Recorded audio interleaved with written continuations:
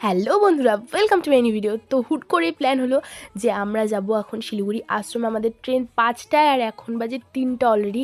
তো কোনো রকমে তাড়াতাড়ি করে ফটাফট করে ব্যাগ গোছানো হয়ে গেছে, কিন্তু কীভাবে কী হবে আমি কিচ্ছু জানি না।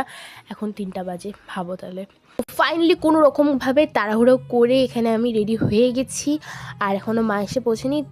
প্রায় তাও টাইমের মধ্যেই সব রেডি হয়ে গেছে। এখানে ব্যাগ ট্যাগ সব তোলা হয়ে গেছে, গাড়িতে সব ডান।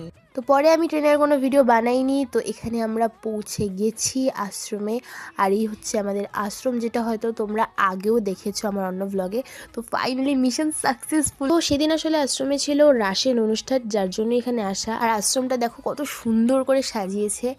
আর আসলে বাবার একার আসার কথা ছিল, কিন্তু হুট করেই আমাদের ইচ্ছা হয় যে না, আমরাও যাব সবাই মিলে। তো তার জন্যই আর কি সবাই মিলে চলে আসি।